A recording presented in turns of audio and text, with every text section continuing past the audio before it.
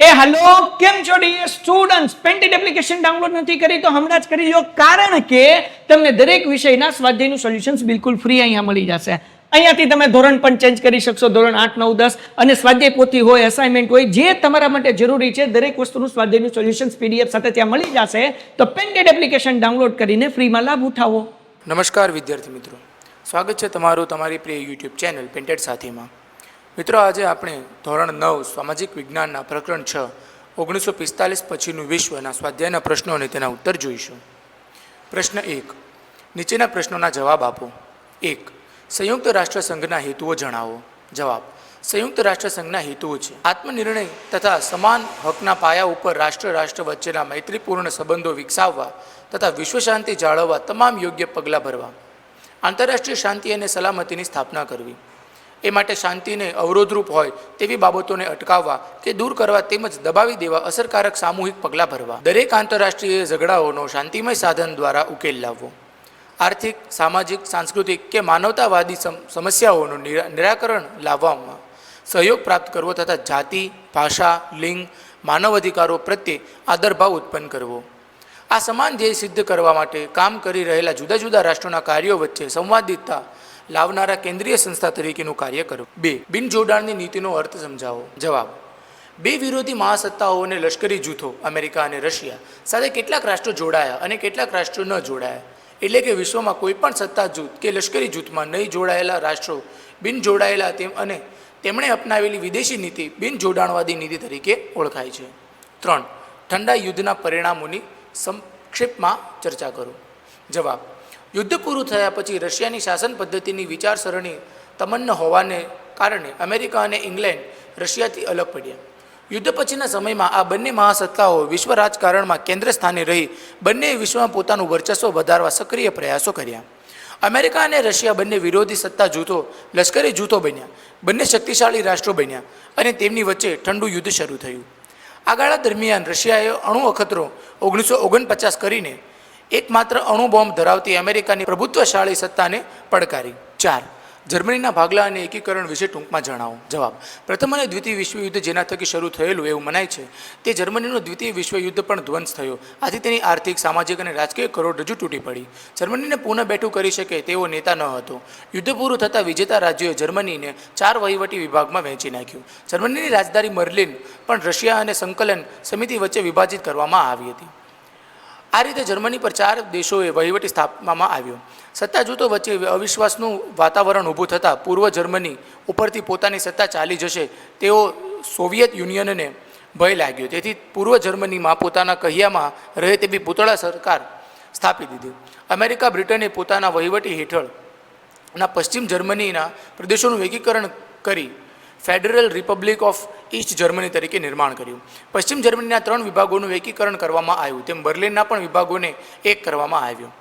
April 1948માં આ પ્રક્રિયામાં વિરોધ રૂપને સોવિયત યુનિયને બર્લિન નાકાબંધી જાહેર કરી. ત્યાર પછીના 4.5 દશકાના સમયમાં પશ્ચિમ જર્મનીએ ખૂબ જ વિકાસ કર્યો. તેણે આર્થિક અને અન્ય ક્ષેત્રોમાં સિદ્ધિ પ્રાપ્ત કરી, જે જર્મન ચમત્કાર તરીકે ઓળખાય છે. 1990 સુધીના સમયમાં આંતરરાષ્ટ્રીય રાજકારણમાં મહત્ત્વના અને દૂરગામી પરિવર્તનો આવ્યા, જેના કારણે ઠંડુ યુદ્ધના પ્રવાહો મંદ પડતા ગયા. 5. ભારત અને રશિયા વચ્ચેના સંબંધો સંક્ષેપમાં ચર્ચા કરો. ભારતમાં ભારે ઉદ્યોગ સ્થાપવામાં, સંરક્ષણ ક્ષેત્ર થવામાં સોવિયત રશિયાએ આર્થિક અને તકનીકી મદદ કરી છે. કાશ્મીરના પ્રશ્નમાં સોવિયત યુનિયને ભારતનો પક્ષ લીધો છે. સંયુક્ત રાષ્ટ્રની સલામતી સમિતિમાં કમિશનના મુદ્દે ભારત વિરુદ્ધ ઠરાવ ન થાય એ માટે ઘણી વાર વીટો સત્તાનો ઉપયોગ કર્યો છે. કાશ્મીર પ્રશ્ને વૈશ્વિક સ્તર પર ભારતના મતનું સમર્થન કર્યું છે. આમ રશિયા અને ભારત વચ્ચે ગાઢ મૈત્રી ભર્યા સંબંધો રહ્યા છે. 6. લશ્કરી જૂથો, નાટો, સિયાટો અને વોર્સો વિશે માહિતી આપો. જવાબ: બીજા વિશ્વયુદ્ધ પછી યુરોપ અને વિશ્વના દેશ એક યા બીજી સત્તા જૂથો સાથે જોડાતા 2 દિશામાં ધ્રુવીકરણની પ્રક્રિયા ઉદ્ભવી અને વેગવાન બની. બંને સત્તા જૂથો વચ્ચે અવિશ્વાસનું વાતાવરણ સર્જાયું અને કેટલાક લશ્કરી જૂથો રચાયા. સોવિયત સંઘ અને સામ્યવાદીથી બચવા અમેરિકાની પ્રેરણાથી ઉત્તર એટલાન્ટિક મહાસાગરના કિનારે આવેલા નાટો નામે એક સંગઠન નાટો રચાયું. દક્ષિણ અને પૂર્વ એશિયાના દેશોના રક્ષણ માટે બીજા લશ્કરી જૂથની રચના કરી. આ જૂથ સિયાટો તરીકે ઓળખાયું. ઈસવીસન 1945. આ સૈનિક સંગઠન સામે રશિયાનો વારસો કરાર નામે સૈનિક સંગઠનની રચના કરી. મધ્ય પૂર્વના દેશોમાં ઇંગ્લેન્ડની પ્રેરણાથી સેન્ટો નામે એક જૂથ રચાયું, પરંતુ ઇરાકમાં ક્રાંતિ થતાં તે જૂથની અલગ થયું. પાછળથી આ જૂથની નેતાગીરી અમેરિકાએ લીધી. હેલો, કેમ છો dear students? Painted application download નથી કરી તો હમણાં જ કરી લો, કારણ કે તમને દરેક વિષયના સ્વાધ્યાયનું સોલ્યુશન્સ બિલકુલ ફ્રી અહીંયા મળી જશે. અહીંયાથી તમે ધોરણ પણ ચેન્જ કરી શકશો, ધોરણ 8, 9, 10, અને સ્વાધ્યાય પોથી હોય, અસાઇનમેન્ટ હોય, જે તમારા માટે જરૂરી છે દરેક વસ્તુનું સ્વાધ્યાયનું સોલ્યુશન્સ PDF સાથે ત્યાં મળી જશે. તો પેન્ટેડ એપ્લિકેશન ડાઉનલોડ કરીને ફ્રીમાં લાભ ઉઠાવો. પ્રશ્ન 2. નીચેના પ્રશ્નોના ટૂંકમાં જવાબ લખો. 1. બીજા વિશ્વયુદ્ધ પછી મહાસત્તાઓ વચ્ચેના સંબંધો શાથી તણાવપૂર્ણ બન્યા? જવાબ: ઈસવીસન 1949માં સોવિયત યુનિયને સફળ અણુ અખતરો કરી પોતાની તાકાતનું પ્રદર્શન કર્યું. એકબીજાને શંકા, અશંકા અને અવિશ્વાસમાંથી જન્મેલા ભયને કારણે બંને મહાસત્તાઓએ પોતપોતાના લશ્કરી જૂથો બનાવ્યા.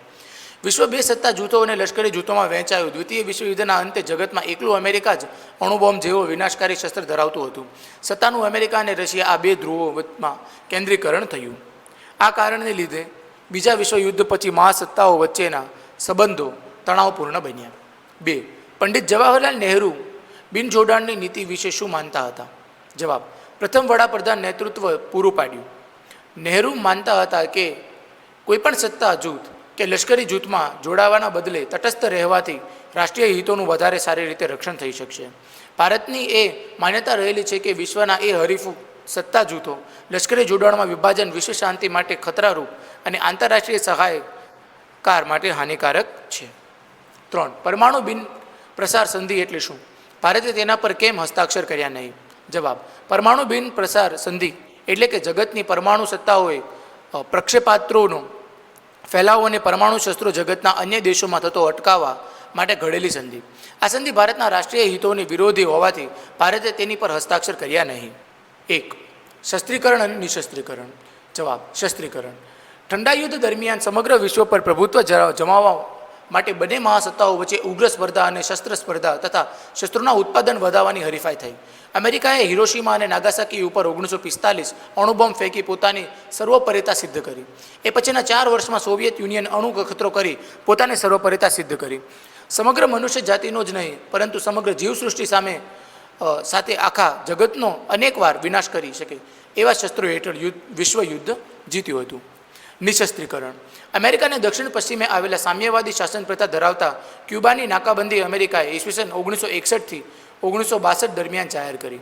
અમેરિકાના આક્રમણના ભયથી ક્યુબાનું રક્ષણ કરવા માટે સોવિયત યુનિયને પરમાણુ શસ્ત્રોથી સજ્જ મિસાઇલવાળા વહાણ કેરેબિયન સમુદ્રમાં મોકલ્યા. અમેરિકા, સોવિયત યુનિયન અને બ્રિટન પરમાણુ શસ્ત્રોનું નિશસ્ત્રીકરણ અને પરમાણુ શસ્ત્રોના પરીક્ષણ અને ઉત્પાદન અને ઉપયોગ કરવા ઉપર પ્રતિબંધ મૂકવા સહમત થયા.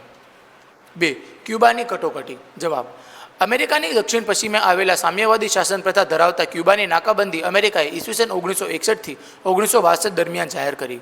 અમેરિકાના આક્રમણના ભયથી ક્યુબાનું રક્ષણ કરવા માટે સોવિયત યુનિયને પરમાણુ શસ્ત્રોથી સજ્જ મિસાઇલવાળા વહાણ કેરેબિયન સમુદ્રમાં મોકલ્યા.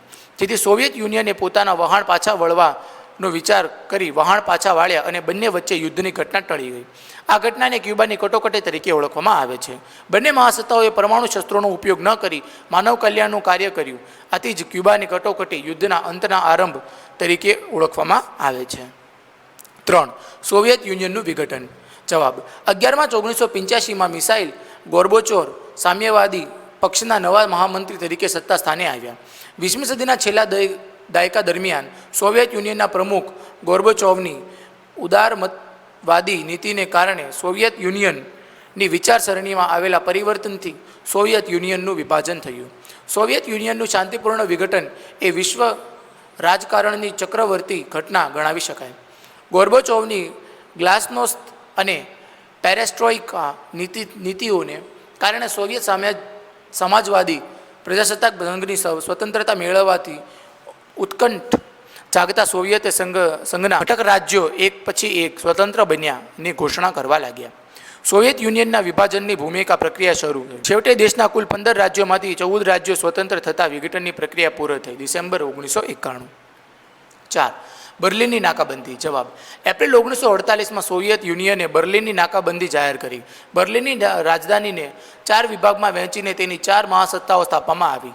પશ્ચિમી દેશો અને રશિયા વચ્ચે ભારે તણાવ ઊભો થયો. પશ્ચિમ જર્મનીના 3 પ્રદેશોનું એકીકરણ અને federal Republic of East Germany તરીકે રચના કરી. બર્લિનના 3 વિભાગોને પણ એક બનાવ્યા અને પશ્ચિમ જર્મનીના 3 પ્રદેશોનું પણ એકીકરણ કર્યું. પ્રશ્ન 4, નીચેના વિધાનોના કારણ આપો. 1. સંયુક્ત રાષ્ટ્રની સ્થાપનાએ નવા વિશ્વનો પાયો નાખ્યો છે. જવાબ: સંયુક્ત રાષ્ટ્રની સ્થાપનાએ યુદ્ધ વિનાના નવા વિશ્વનો પાયો નાખ્યો છે. ઈસવીસન 1945માં જગતના 50 દેશોએ વિશ્વ સંસ્થા સંયુક્ત રાષ્ટ્રની સ્થાપના કરી. અમેરિકાના પ્રમુખ ટ્રમ્પે જણાવ્યું હતું કે હવે યુદ્ધ વિનાના વિશ્વમાં જગતના રાષ્ટ્રો પોતાના ઝઘડાઓ કે વિવાદોનો ઉકેલ ચર્ચાઓ, વાટાઘાટો કે લવાદી દ્વારા લાવશે. ક્યુબાની કટોકટી ઠંડા યુદ્ધના અંતના આરંભ તરીકે ગણવામાં આવે છે. જવાબ: વિશ્વમાં પરમાણુ યુદ્ધની પરિસ્થિતિ ઊભી થઈ. અંતે અમેરિકા અને સોવિયત યુનિયનના વડાઓએ સૌપ્રથમ વાર હોટલાઇન પર વાતચીત થઈ. રશિયાઓએ અમેરિકાએ ક્યુબા સામે ગોઠવેલા શસ્ત્રો ઉતારી લીધા અને વહાણ પાછા વાળી લીધા. પરિણામે બંને દેશોનું યુદ્ધ બંધ થયું. આ ઘટનાને ક્યુબાની કટોકટી તરીકે ઓળખવામાં આવે છે. બંને મહાસત્તાઓ વચ્ચે ગેરસમજ દૂર થવાનો રસ્તો મોટો બન્યો. પ્રશ્ન 5, દરેક પ્રશ્નની નીચે આપેલા વિકલ્પોમાંથી સાચો વિકલ્પ પસંદ કરી ઉત્તર લખો. 1. સંયુક્ત રાષ્ટ્રના ખતપત્રનો આરંભ શેનાથી થાય છે? જવાબ બી, આમુખથી. 2. ઘણા વિદ્વાનો કઈ ઘટનાને ઠંડા યુદ્ધની શરૂઆત માને છે? જવાબ એ, બર્લિનની નાકાબંધી. 3. સોવિયત યુનિયનના નેતૃત્વ હેઠળના દેશો કઈ વિચારધારા માનતા હતા? જવાબ સી, સામ્યવાદી. 4. ભારતમાં બિનજોડાણની વિદેશ નીતિના પ્રવર્તક કોણ હતા? જવાબ સી, પંડિત જવાહરલાલ નહેરુ. 5. આંતરરાષ્ટ્રીય રાજકારણમાં કઈ નીતિએ મહત્વનો ભાગ ભજવ્યો છે? જવાબ એ, બિનજોડાણવાદી નીતિએ. મિત્રો, અહીં આપણો સ્વાધ્યાય એ પૂર્ણ થાય છે. તમે હજુ સુધી પેન્ટેડ સાથી સાથે ન જોડાયા હો તો આજે જ પેન્ટેડ સાથીને સબસ્ક્રાઇબ કરો. હવે આપણે મળીશું એક નવા પાઠના પ્રશ્નો અને ઉત્તરો સાથે. હેલો, કેમ છો dear students? Painted application download નથી કરી તો હમણાં જ કરી લો, કારણ કે તમને દરેક વિષયના સ્વાધ્યાયનું સોલ્યુશન્સ બિલકુલ ફ્રી અહીંયા મળી જશે. અહીંયાથી તમે ધોરણ પણ ચેન્જ કરી શકશો, ધોરણ 8, 9, 10 અને સ્વાધ્યાય પોથી હોય, અસાઇનમેન્ટ હોય, જે તમારા માટે જરૂરી છે દરેક વસ્તુનું સ્વાધ્યાયનું સોલ્યુશન્સ PDF સાથે ત્યાં મળી જશે. તો પેન્ટેડ એપ્લિકેશન ડાઉનલોડ કરીને ફ્રીમાં લાભ ઉઠાવો.